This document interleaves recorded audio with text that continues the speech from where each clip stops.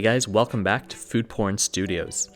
Today I'm showing you how to make apple crumble, a super simple dessert that can be ready in less than an hour. So let's get started. To make enough apple crumble to serve about 4, you're going to need about 6 apples. Here I'm using Golden Delicious and Granny Smith because I like the tart flavor, but you can use whatever you like best. You'll need to peel the apples, and then using a box grater, grate 3 of them while being careful not to grate your knuckles. And yes, I'm speaking from experience.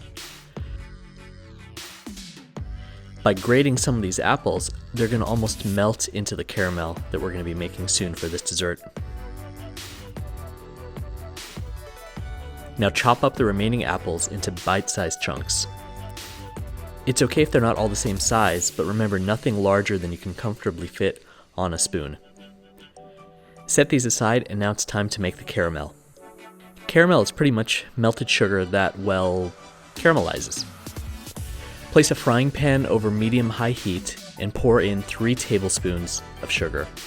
And just let it sit until it starts to melt and darken. You're going to want to be patient. This will take about 3 to 5 minutes or so depending on the heat. Now the key to making caramel is to not stir it at all with a spoon, but instead just tilt the pan around as the sugar liquefies. Once the majority of the sugar has turned into a nice brown caramel, you'll add a teaspoon of cinnamon and swirl it around some more to incorporate the cinnamon into the caramel.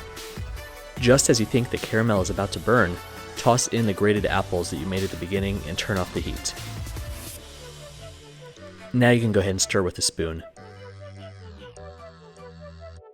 Keep stirring this for about 2 minutes as the apples will almost melt away into the caramel.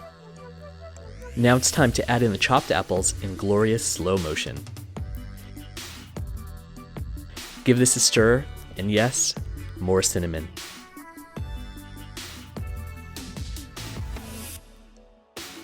To really elevate the flavor, you're going to add lemon zest to the party here, along with juice from about half of that lemon. The acidity will balance the sweetness from the caramel and bring out the tart flavors from the apple. I'm using a microplane zester for this, which is a really great tool, especially for grating things like hard cheeses like Parmesan and even chocolate shavings to add on to other desserts. But if you don't have one of these, you can use the box grater from before. Just don't put too much pressure on the lemon because you only want the outer layer of the skin. If you go too deep, you're going to get bitter flavors.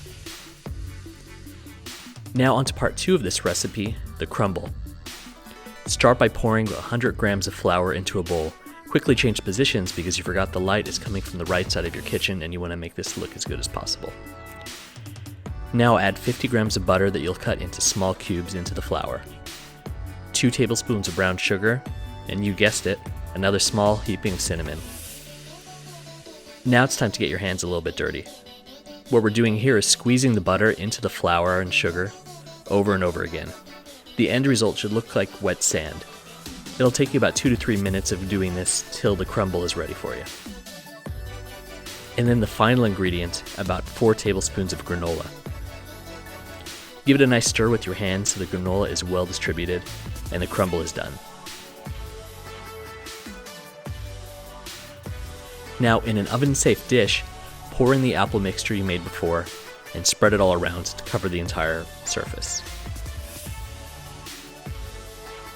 Pour the crumble mixture on top of this and then into a 400-degree oven for about 15 minutes or until the crumble looks nice and crispy and slightly darker.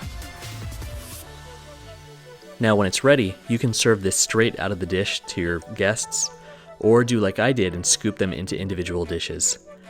A scoop of vanilla ice cream on top goes great, or in my case, freshly made whipped cream.